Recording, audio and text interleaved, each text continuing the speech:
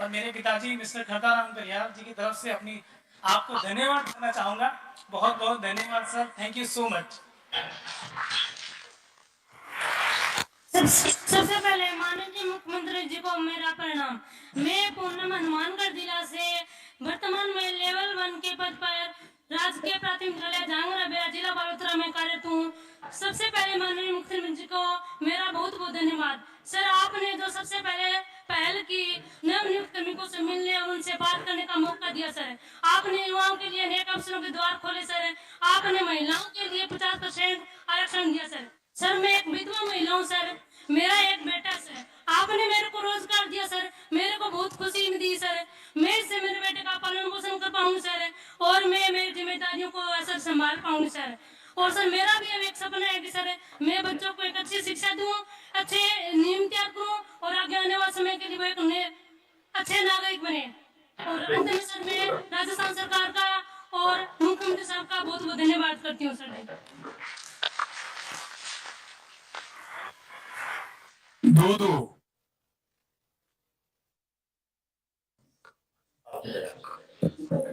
To all, it is a great pleasure for me that I got this golden opportunity to speak among the Honorable Chief Minister and the renowned personality of Rajasthan. For this, I thankful to the government. My name is Dr. Neelu Rathore. I belongs to district Chunjuru, village Gudha. I am PhD and NET qualified in physical education.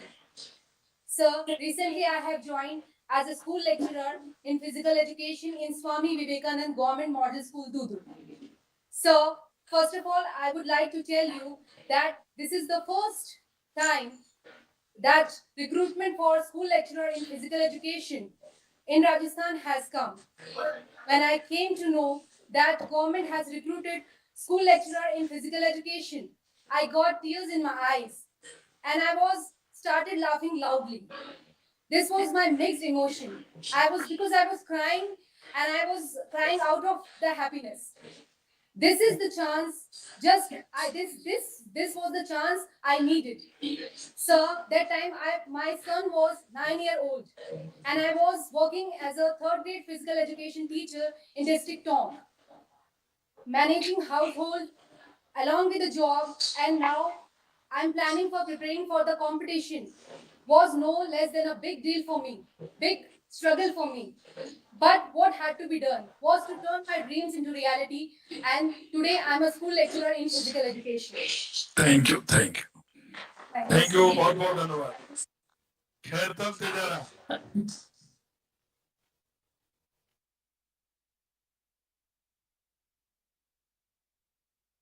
नमस्ते sir. नमस्ते sir. नमस्ते sir. Sir, मैं Surendra Sharma, school व्याख्याता, राजकीय उच्च माध्यमिक विद्यालय जयरोली, खैतल जरा में कार्यरत हूँ। सर, सबसे पहले तो मैं व्यक्तिगत रूप से और अपने सभी नवचयनित कार्मिकों की ओर से आपका और राज्य सरकार का हार्दिक अभिनंदन करता हूँ कि जिन्होंने चुनाव के परिणाम के तुरंत बाद हमें नियुक्ति प्रदान की। सर, मैं एक किसान परिवार से आता हूँ और मैं अपने परिवार का इकलौता राज्य कर्मचारी और अपने गांव का अकेला राजपत्रित कर्मचारी हूँ। सर, मैंने अपने राजस्थान में दो चीजें बड़ी ऐतिहासिक देखी है कि एक तो आपने नवचयनित कार्मिकों के लिए जो मुख्यमंत्री रोजगार उत्सव का आयोजन किया है, जिसके माध्यम से सभी जो नए चयनित कार्मिक हैं वो आज आपसे व्यक्तिगत रूप से वर्चुअली संवाद स्थापित कर पा रहे हैं, जिससे हम तो उत्साहित है ही हैं, लेकिन ये संवाद जहां तक भी जा रहा होगा तो सरकारी क्षेत्र में आने वाले जितने भी कार्मिक होंगे वे भी बड़े प्रोत्साहित हो रहे होंगे कि हमें भी मुख्यमंत्री साहब से संवाद करने का अवसर मिलेगा। सर, हमें तो विश्वास भी नहीं हो रहा कि एक दिन हम इस प्रकार से मुख्यमंत्री साहब के साथ संवाद स्थापित कर पाएंगे। दूसरी बात सर, मैंने अपने राजस्थान में ये देखी कि जो राजस्थान एक नकल माफियाओं का गढ़ बन चुका था, वो राजस्थान में आज पहली बार देखने के लिए मिल रहा है कि जो नकल माफियाएं उनकी कमर तोड़ के आपने रख दी और आज वो गिड़गिड़ाते हुए पुलिस में आत्मसमर्पण कर रहे हैं। सर, मैं अपने जिस शिक्षा जैसे पुनीत कार्य में आया हूँ, मैं अपने दायित्व का पूर्ण रूप से निर्वहन करूंगा, पूर्ण रूप से ईमानदारी से निभाऊंगा और अपने जो विद्यार्थी हैं उनमें विद्यालय शिक्षा के साथ साथ उनमें गुणात्मक रूप से उनका विकास करने का पूर्ण प्रयास करूंगा। धन्यवाद सर। जय हिंद, जय भारत, जय जय राजस्थान। बहुत बहुत शुभकामनाएं आपको, बहुत बहुत शुभकामनाएं। कोटा वर्तमान में गवर्नमेंट टेक्नीशियन क्या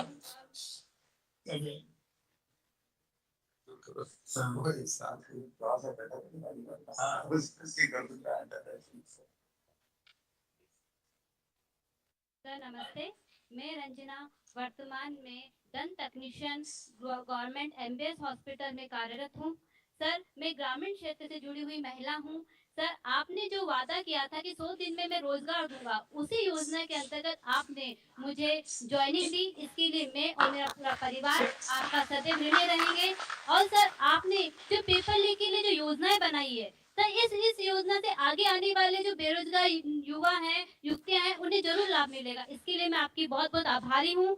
सर आपने जो शिक्षा के क्षेत्र में जो 50% महिलाओं के आरक्षण दिया है, इसके लिए सर महिलाओं का मनोबल बढ़ेगा और वो आत्मनिर्भर बनेगी। इसके लिए भी मैं आपकी बहुत बहुत आभारी हूँ।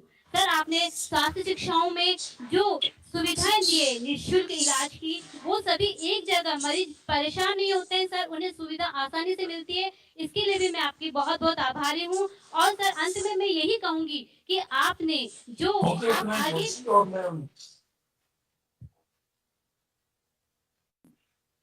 हाँ बोलिए। सर आप आगे भी नई नई योजनाएं लेके आएंगे और प्रदेश का कल्याण होगा। धन्यवाद सर।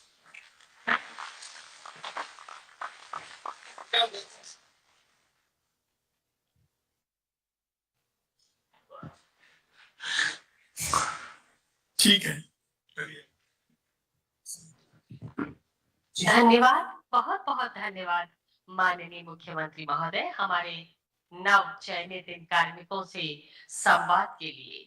और इन सब कार्मिकों को ओर से जितने भी यहाँ मौजूद हैं, पूरे राजस्थान में जितने भी चयनित हुए हैं या आगे आने वाले समय में उन्हें नियुक्तियां मिलने वाली है, उनकी ओर से हम आपसे यही कहना चाहेंगे कि आपने विश्वास दिया है हमको, मन का उल्लास दिया है हमको, हम इन्हें अपनी सेवाओं में संभालेंगे। आपने आकाश दिया है हम। बहुत बहुत आभार माननीय मुख्यमंत्री महोदय। और हमारा अभिमान, हमारा गौरव, हमारे माननीय मुख्यमंत्री राजस्थान के आवाम के हर जरूरतमंद की जरूरत को समझने वाले दूरदृष्टा हमारे मुख्यमंत्री जी ने कई योजनाओं का अब सूत्रपात कर दिया है। आइए हम सुनते हैं आपके आशीर्वचन को। आपसे अनुरोध करते हैं अपना उद्बोधन, अपना मार्गदर्शन, अपना आशीर्वचन हम तक पहुंचा। माननीय मुख्यमंत्री महोदय।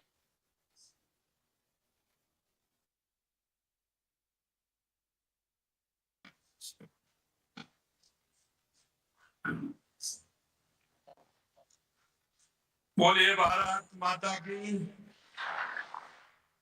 मुझे दिख रहा है आपका उत्साह, आपके जो चमक है उसका एहसास कर सकते हैं। आपके साथ साथ जो दिनों से जुड़े हैं वो भी भारत माँ की जय बोलेंगे। जरा यहाँ की आवाज वहां तक भी जाएगी, तो बोलिए भारत माता की, भारत माता की। आज के इस मुख्यमंत्री रोजगार उत्सव कार्यक्रम में मेरी कैबिनेट में मेरे साथी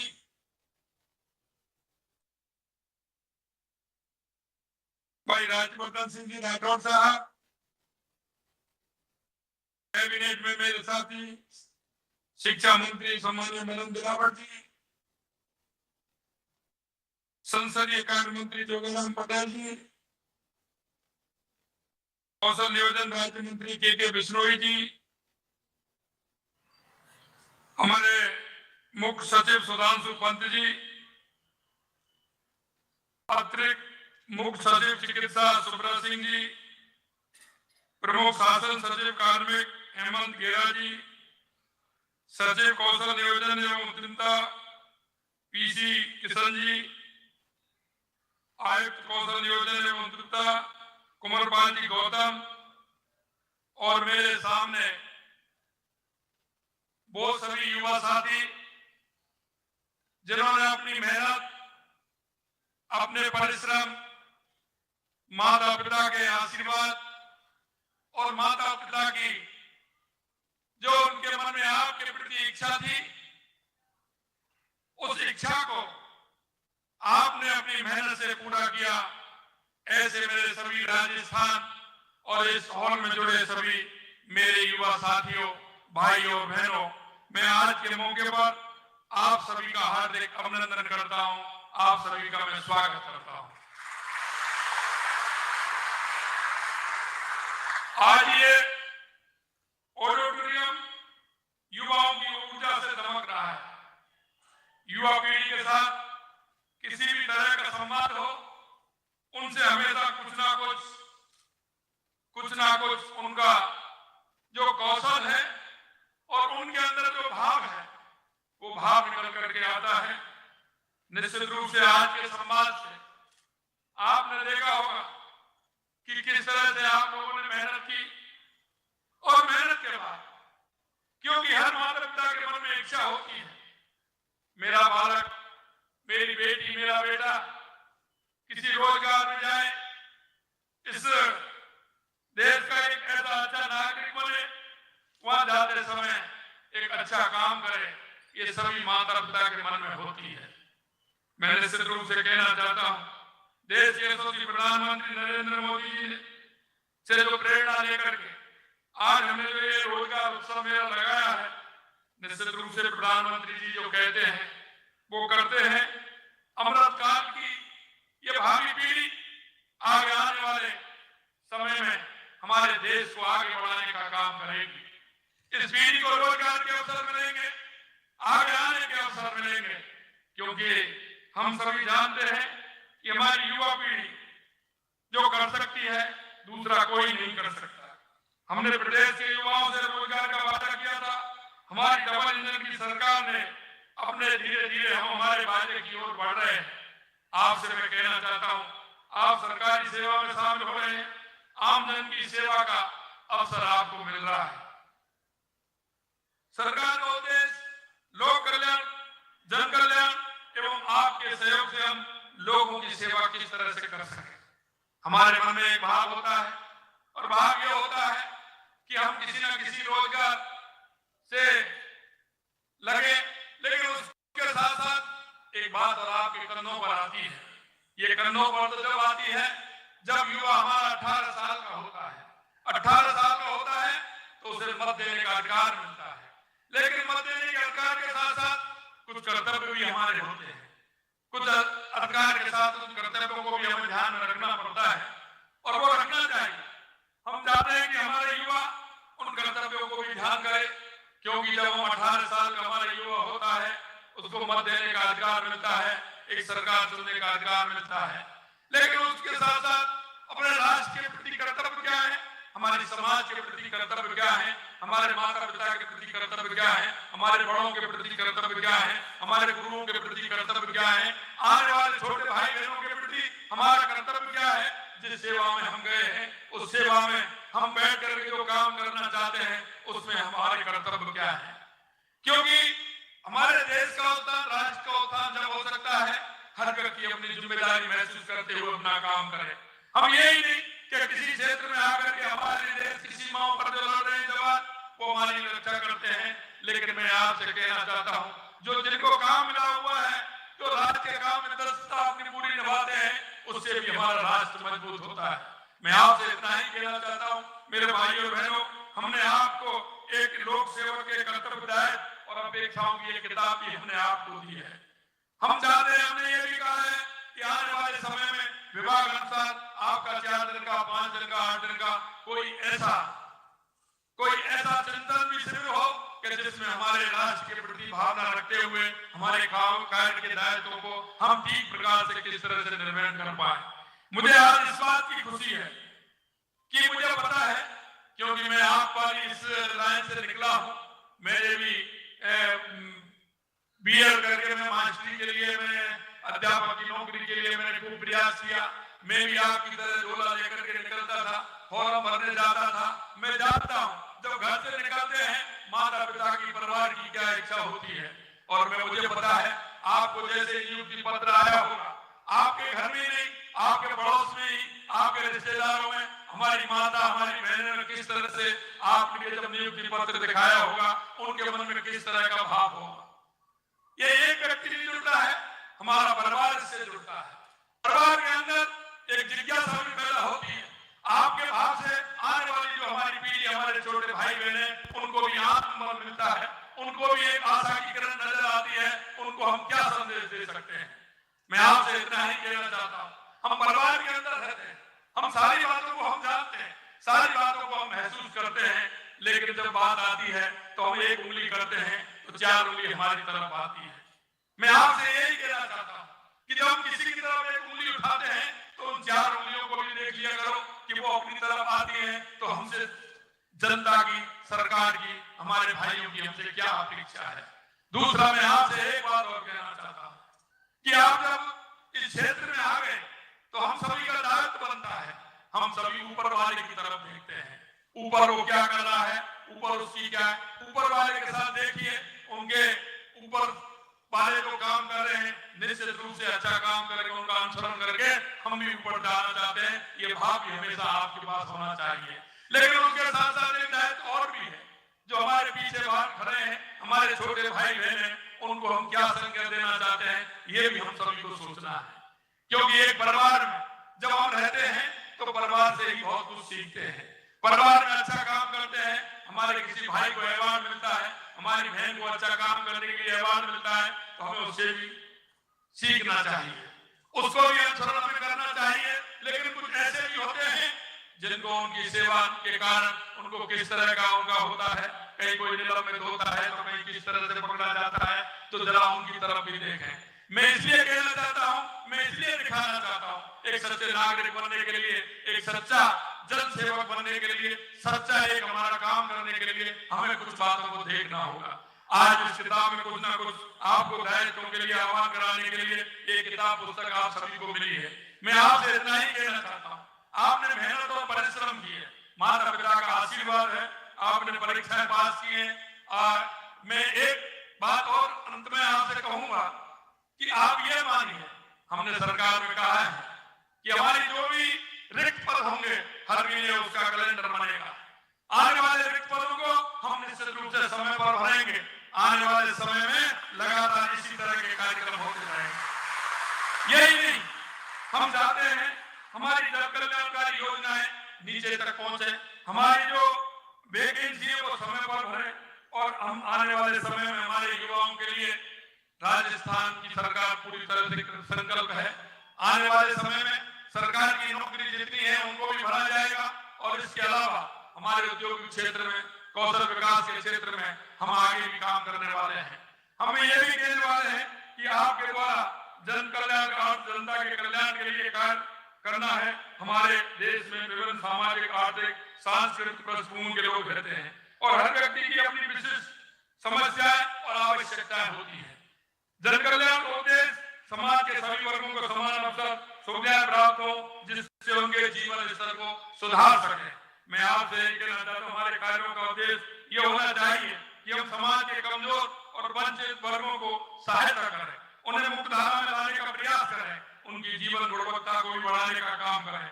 हमें ये सुनिश्चित करना है कि हमारे समाज में हर व्यक्ति को स्वास्थ्य, शिक्षा, रोजगार और सुरक्षा जैसी बुनियादी सुविधाएं मिले। आगे आने वाले समय में हम स्वास्थ्य के क्षेत्र में भी हम आगे काम करने वाले हैं। हमारा कोई भी नागरिक हो, जन्म से लेकर के उसकी एक पूरी तरह से एक अस्पताल के अंदर एक उसका कोड नंबर मिले, उस कोड नंबर के आधार पर उसकी जांचें हो, उसकी पुरानी बीमारी क्या है, क्या किस तरह से उसका है, अगर वो डॉक्टर के पास जाए तो डॉक्टर जाकर के उस कोड नंबर से उस कंप्यूटर में खोले और उसका दीजिए कि इसका क्या स्थिति है, जिससे कि उसको इलाज में सुगमता रहे। आज हम जाते हैं अस्पताल के अंदर जाते हैं, पहले हमारी जांचें होती हैं, फिर 2 महीने बाद जाते हैं तो फिर जांचें होती हैं, तो निश्चित रूप से एक कोड बने, उस कोड के माध्यम से हम स्वास्थ्य सेवाओं में बेहतर किस तरह से कर सकते हैं, उसके लिए हम प्रयास कर रहे हैं। यही नहीं मेरे भाइयों, युवा शक्ति की कोई सीमा नहीं। हमारी युवा शक्ति संकल्प ले, दृढ़ निश्चित कर ले तो असंभव को भी संभव बना देता है। अगर हम कहें कि बदलाव का दूसरा नाम अगर कोई है तो वो युवा है। कहीं ना कहीं से हमें प्रारंभ करना होगा, कहीं ना कहीं से हमें अच्छी बात के लिए आगे बढ़ना होगा, कहीं ना कहीं हमें कुछ निर्णयों में भी हमें अपना सहयोग करते हुए उनको आगे बढ़ाने का काम करना होगा। आज तक दुनिया में सामाजिक, राजनीतिक, आर्थिक, सांस्कृतिक, वैज्ञानिक स्तर तक जितने भी बड़े बदलाव हुए हैं वो युवाओं के माध्यम से हुए हैं। मैं राजस्थान के युवाओं से आह्वान करना चाहता हूँ कि सरकार आपके साथ है। जिस क्षेत्र में आप नए आयाम विकसित कर सकते हैं, खुले द्वार हैं, आप आइए। सरकार पूरी तरह से आपका ध्यान में रखते हुए युवाओं के कौशल को आगे बढ़ाते हुए काम करेगी।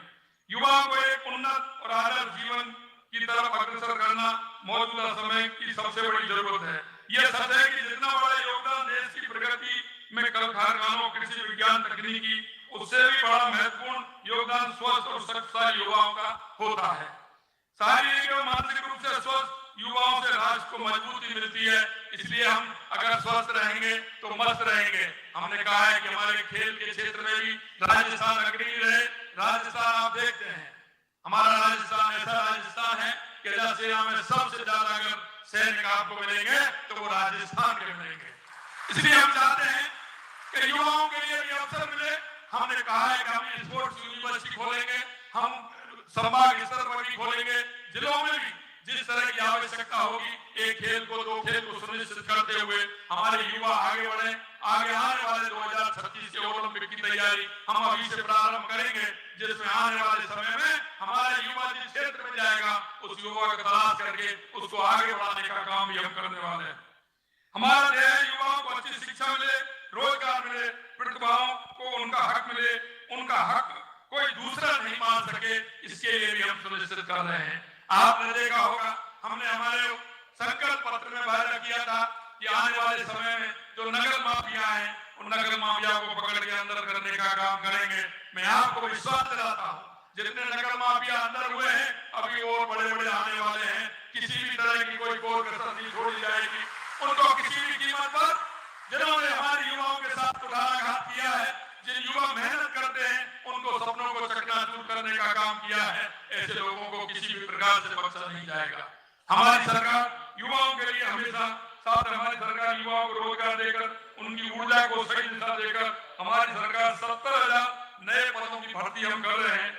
मैं आपको बताना चाहता हूँ कि प्रदेश में हमारी सरकार बनने के बाद 16,641 पदों की नियुक्ति दी है। 5,000 नियुक्ति हमने आज दी है। 58,000 पदों के लिए विज्ञापन जारी हो चुके हैं। 11,500 पदों के लिए परीक्षा की जा चुकी है। इसके अलावा 5,500 पदों की वित्तीय स्वीकृति भी हमने जारी कर दी है। और हम आपसे कहना चाहते हैं, हमने आरपीएससी में कहा कि आपका हमारा कैलेंडर चाहिए, क्योंकि जो भर्तियां होती हैं वो भर्तियां उसके आधार पर होती है कि कितनी वैकेंसी है। हमने उन वैकेंसियों को भी एडवांस में निकाल रहे हैं, क्योंकि हमें यह पता है कि रिटायरमेंट कितने होने वाले हैं। उसका कैलेंडर भी हमारे साथ हो और उसकी रिक्तियां भी हमारे साथ हो, जिससे समय समय पर हमारी परीक्षा होकर के हमारे युवाओं का चयन उसमें हो सके। यही नहीं, हमने कहा है हमारे कई क्षेत्र हैं, चाहे वो पुलिस महकमा हो, चाहे हमारे वन विभाग हो, चाहे हमारे कई इस तरह के विभाग हैं, शारीरिक शिक्षकों की भर्ती हमारी कई समय से नहीं निकली। इन सारी रिक्तियों को भी हम भरने का काम करेंगे और इसमें भी हम आपको विश्वास दिलाते हैं, हमें भर्तियों में आगे बढ़ाने का भी काम करेंगे, जिससे हमारे युवाओं को रोजगार मिल सके। यही नहीं मेरे भाइयों और बहनों, हमने संकल्प लिया केंद्र सरकार के साथ मिलकर जेएमसीएम रोटरी पार्क की स्थापना भी करेंगे। भीलवाड़ा में टेक्सटाइल पार्क की स्थापना करेंगे, जिससे रोजगार के अवसर उन युवाओं को मिल सके।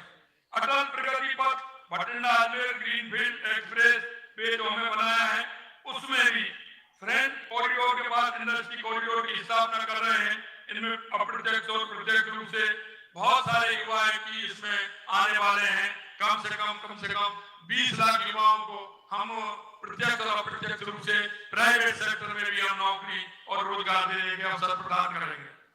400 करोड़ रुपए के निवेश के साथ रोजगार अथवा स्वरोजगार के अवसर प्रदान करने के लिए हैंडीक्राफ्ट पार्क की स्थापना करने जा रहे हैं, क्योंकि राजस्थान के अंदर हैंडीक्राफ्ट का बहुत बड़ा काम है। मैं आपको कहना चाहता हूँ, हमारे भाई और बहनें उनको एक अवसर इस बात के लिए मिले कि वो नौकर नहीं, नौकर रखने वाले हों। हम छोटा सा काम, हमारा पहली सिद्धि हमारी एक होती है, लेकिन जब हम सिद्धि पर चलते हैं तो आखिरी सिद्धि के लिए भी हमें चलना पड़ता है। इसलिए मैं आपसे कहना चाहता हूँ, रोजगार के छोटे छोटे अवसर हैं, उनको भी हम पूरी तरह से हमारे युवाओं को जो हमारे स्किल डेवलपमेंट के माध्यम से आगे बढ़ सकते हैं, उनको भी हम रोजगार के अवसरों में परिवर्तित करेंगे। हमारे राजस्थान में हम पर्यटन, निर्माण, सेवा, एमएसएमई, कृषि, गैर पारंपरिक ऊर्जा के ऐसे स्रोत हैं, ढांचागत सुधारों के जरिए प्रत्यक्ष अप्रत्यक्ष रूप से परोक्ष रूप से रोजगार के अवसर पैदा कर रहे हैं, उनको भी हम बढ़ाने का काम करेंगे।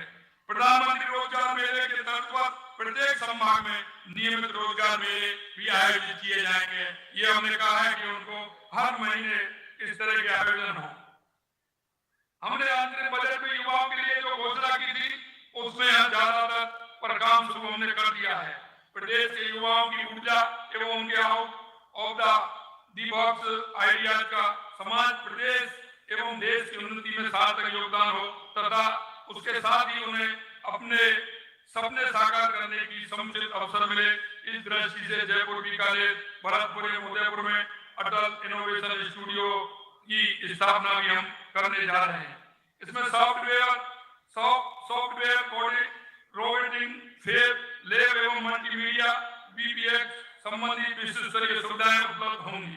युवाओं की काउंसलिंग और मार्गदर्शन के माध्यम से निजी क्षेत्र में उनके स्वर्णिम कैरियर निर्माण के लिए प्रदेश के समस्त संभाग मुख्यालयों पर युवा साथी केंद्र स्थापित करेंगे। आज इन नवनियुक्त कर्मियों को का अभिनंदन किया गया है, वे राजस्थान के एक महत्वपूर्ण अंग बनने जा रहे हैं। राज्य के विकास में आपका महत्वपूर्ण योगदान रहने वाला है। मुझे उम्मीद है कि आप अपना सर्विस देकर माता पिता, परिवार, गांव, कस्बे, शहर को गौरवान्वित करेंगे। इसके साथ राज्य का नाम भी आप रोशन करेंगे। ऐसा कर आप खुद के ही नहीं बल्कि करोड़ों प्रदेशवासियों के सपने पूरे कर सकते हैं। इन सपनों को पूरा करने में पूरी निष्ठा और समर्पण के साथ काम करेंगे। मैं आपसे कहना चाहता हूँ, डॉक्टर एपीजे अब्दुल कलाम कहते थे कि सपने वो नहीं होते जो नींद में देखे जाते हैं, सपने वो होते हैं जो आपको सोने नहीं देते। ये सपने आपको आगे ले जाने का काम करते हैं। इस मंच के माध्यम से मैं ये संदेश देना चाहता हूँ कि फर्जीवाड़ा करने वाले सावधान हैं, क्योंकि प्रदेश में सरकार बदल गई है और युवाओं के हितों पर कुठाराघात करने वाले लोगों को किसी कीमत पर नहीं बख्शा जाएगा। अंत में आपसे कहना चाहता हूँ, कठिन परिश्रम और लगन का कोई विकल्प नहीं है और आप सबने अपनी मेहनत से ये मुकाम हासिल किया है। मैं युवाओं के लिए रामधारी सिंह दिनकर की एक कविता कहकर अपनी बात समाप्त करूंगा। है कौन विघ्न ऐसा जग टिक सके आदमी के मग में, खम ठोक ढेरता है पर्वत के जाते पांव उखड़, मानव जब जोर लगाता है पत्थर भी पानी बन जाता है। मुझे पूरा विश्वास है कि आप सभी लोग राजस्थान के विकास में, राजस्थान के विकसित राजस्थान बनाने में आपकी महत्वपूर्ण भूमिका रहेगी। अंत में इतना कहना चाहता हूं कि आपको जो एक किताब मिली है, जरा उसको एक बार आप सभी पढ़ेंगे और इन किताब को पढ़ेंगे तो निश्चित रूप से आपके जो दायित्व हैं, आपका जो काम है, सरकार की जो अपेक्षा है, वो आपको उसमें मिलेगी। क्योंकि सुगम जो रास्ता होता है वो हमारे व्यवहार के कारण होता है, हमारे नियमों के पालन के द्वारा होता है, पारदर्शिता के कारण होता है, ईमानदारी के कारण होता है, समयबद्धता के कारण होता है। और कुछ काम ऐसे होते हैं जिन पदों पर आप हैं उसमें कुछ गोपनीयता भी रखी जाती है, जन सेवा संवेदनशीलता से भी होता है। उत्तरदायित्व हमें उसका किस तरह से भान करना है ये भी हमें सिखाता है। कार्य के प्रति प्रतिबद्धता भी होती है कि हमें किस तरह से काम करना है और हमेशा सीखने को हमें तत्पर भी रहना है। क्योंकि मैं आपसे कहना चाहता हूं, मैंने अभी बजट का मेरा काम चल रहा है, मैंने युवाओं को भी बुलाया, मैंने किसानों को भी बुलाया, महिलाओं को भी बुलाया, आम जन को भी बुलाया, अलग अलग विभागों को भी बुलाया, क्योंकि कोई भी व्यक्ति पूर्ण नहीं होता है। आपका एक सुझाव राजस्थान को अग्रणी बना सकता है, आपका एक अच्छा सुझाव राजस्थान को विकसित राजस्थान बना सकता है। इसलिए मेरे भाई और बहनों, मैं आपसे ये कहना चाहता हूं कि आपके अच्छे सुझाव, ऐसा नहीं है क्योंकि 70 साल का 80 साल का बुजुर्ग ही अच्छे सुझाव दे सकता है। मेरे यूथ भी, युवा भी, मेरी बहनें भी,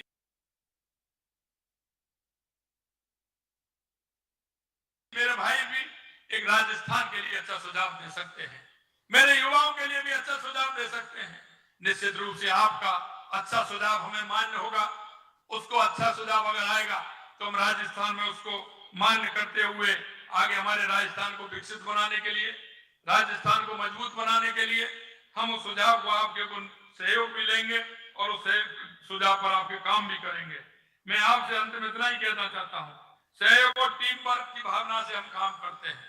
ये राजस्थान की सरकार है, ये युवाओं के लिए समर्पित सरकार है। आने वाले समय में आपको और भी झलक दिखेगी। आने वाले समय में उन भाइयों को और उन बहनों को जो सरकार से आशान्वित हैं, मैं आपसे कहना चाहता हूं मेरे भाई और बहनों, वो आशा और उम्मीद पर हमारी सरकार निश्चित रूप से पूरी तरह से प्रयास करेगी कि जो युवाओं ने सपना देखा है उस सपने को पूरा करने का काम हम करें। अंत में मैं इतना ही कहना चाहता हूं कि हमारा जो कर्तव्य है, हमारा एक नागरिक होने का कर्तव्य है, उसमें थोड़ा सा मैं आपसे निवेदन करना चाहता हूं मेरे भाई और बहन। पंडित दीनदयाल उपाध्याय जी कहते हैं, अंत्योदय अंतिम पंक्ति में जो व्यक्ति खड़ा है, अंतिम पंक्ति में जो व्यक्ति खड़ा है, जिसको सरकार से और समाज से आवश्यकता है, जो आपकी तरफ देख रहा है, आपकी तरफ उसका मन है, मैं आपसे इतना ही कहना चाहता हूं कि आप हमारे देश और प्रदेश के नागरिक होने के नाते हम सभी का कर्तव्य बनता है कि उनकी तरफ हम देखें। मेरे मोहल्ले में, मेरे गांव में, मेरे वार्ड में, मेरे अपार्टमेंट में ऐसा कौन सा व्यक्ति रह रहा है जिसको आवश्यकता है? मुझे पता है कि मुर्गी के लिए तकुआ का घाव बहुत बड़ा होता है। हमारा एक जब हम देखते हैं समाज के अंदर, हम माता पिताजी को देखते हैं, हमारे पढ़ाने के लिए, हमारे योग्यता के लिए रात के अंधेरे में किसी के घर जाते हैं, आपकी पढ़ाई के लिए, हमारे काम के लिए, वो किस तरह से किसी से सूद पर पैसा लेकर के आते हैं कि रात में किसी को पता भी नहीं चले, लेकिन आपकी इच्छाओं को वो पूरा करते हैं। हर युवाओं की माता पिता इच्छा को पूरा करते हैं। हम सबका दायित्व बनता है कि वो समाज में एक भाईचारा, समाज में एक टीम वर्क के आधार से काम करें और ऐसे लोगों का जो अंतिम पंक्ति में खड़े हैं उनको सहारा देने का काम हम कर सकते हैं। ऐसे लोगों का सहारा दीजिए। अस्पताल में उनको क्या आवश्यकता है, कोई बीमार भाई है तो, कोई रोजगार के अवसर ढूंढ रहा है तो हम स्किल डेवलपमेंट से लेकर के हम किस तरह से उसके काम कर सकते हैं। हमारी बहनें, हमारे प्रधानमंत्री जी ने लखपति दीदी बनाने का के लिए लक्ष्य लिया है 3 करोड़ का। हमारी कोई ऐसी बहन है जो आगे बढ़कर के काम कर सकती है? हमारी प्रधानमंत्री स्वयं रोजगार योजना की स्कीम ऐसी है कि हम किसी भी व्यक्ति को बिना किसी उसके हम बैंक से पैसा दिला करके उसके जीवन में खुशहाली ला सकते हैं। ऐसी बहुत सारी केंद्र की और राज्य सरकार की योजना है जिनको थोड़े से आपके प्रयास से उस घर में एक अच्छी खुशहाली आ सकती है। मित्रों, मैं आपसे अंत में यही कहूंगा कि एक दीपक मैं जलाऊं, एक दीपक आप जलाओ, जहां अंधेरा है मां उजाला की आवश्यकता है और उजाला हम करें। इस तरह की आशा और उम्मीद के साथ पुनः आप सभी को, क्योंकि राजस्थान की सरकार के आप अंग हैं, आप सरकार के एक सहभागी, ऐसे सहभागी जो हमेशा राजस्थान को आगे बढ़ाने की, राजस्थान को एक मजबूत राजस्थान बनाने की कल्पना आपके मन में होगी। पुनः आप सभी को और जो बीसी के माध्यम से हर जिले से जितने भी हमारे युवा जुड़े हैं उन सभी को हृदय की गहराइयों से मैं पुनः आज आपको नियुक्ति पत्र मिलने पर बहुत बहुत शुभकामनाएं और साधुवाद देना चाहता हूं। और मुझे विश्वास है कि आपके इस प्रयास से एक विकसित राजस्थान बनेगा, एक उत्कृष्ट राजस्थान बनेगा। हम समाज के हर पहलुओं को समझते हुए अंतिम पंक्ति में जो व्यक्ति खड़ा है उसकी ओर देखते हुए हम हमारे राजस्थान को आगे बढ़ाएंगे। इस आशा और उम्मीद के साथ आप सभी को पुनः बहुत बहुत धन्यवाद। नमस्कार, जय हिंद, जय भारत, जय राजस्थान।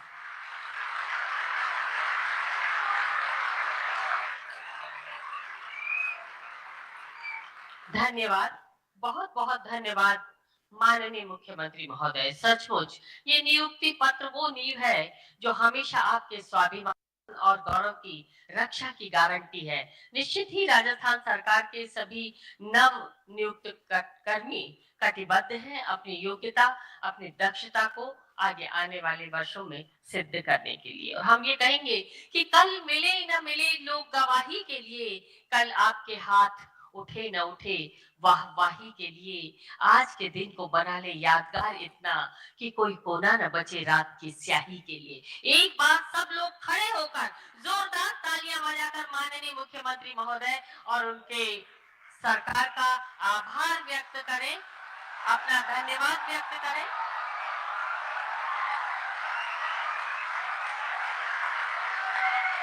आप सब अपना आसन ग्रहण कर लें। आप सभी अपना आसन ग्रहण कर लें और एक बार फिर आप बहुत गरिमापूर्ण माहौल अभी बना रहने दें। कार्यक्रम थोड़ा सा शेष है। आज का कार्यक्रम काफी स्वर्णिम अभिलाषाओं से अभिसंचित है, लेकिन आज के कार्यक्रम की स्मृतियां बहुत लंबे समय तक हमारे अतिथियों के जहन में रहे, उसके लिए हम आपको स्मृति चिन्ह भेंट करना चाहते हैं। आयुक्त महोदय श्री कुमार पाल गौतम जी से अनुरोध, माननीय मुख्यमंत्री महोदय को ये स्मृति चिन्ह भेंट करें। आप सब थोड़ा सा गरिमा का माहौल बनाए रखें, कार्यक्रम बिल्कुल अपने अंतिम चरण में। आपसे अनुरोध।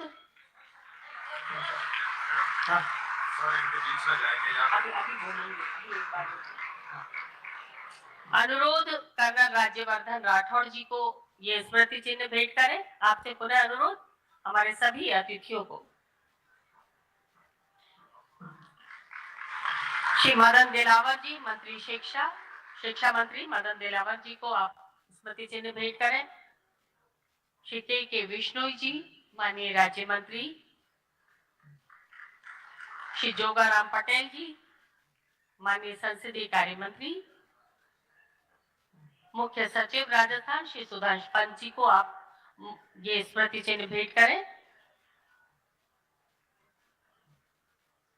मुख्य सचिव महोदय को अभी आपके बीच आकर माननीय मुख्यमंत्री जी आपके बीच आएंगे और हम एक बहुत बड़ा वृहद बहुत सुंदर छाया चित्र लेने वाले हैं, इसलिए आप बहुत गरिमा के साथ वहीं विराजमान रहे। श्रीमती शुभ्रा सेन, अतिरिक्त मुख्य सचिव चिकित्सा और स्वास्थ्य श्री हेमंत कुमार गैरा सर, प्रमुख शासन सचिव कार्मिक विभाग।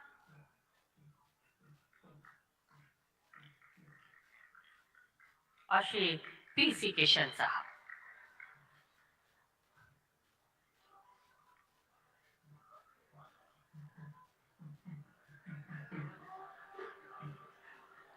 अनुरोध करना चाहेंगे आयुक्त महोदय से, आप सभी का आभार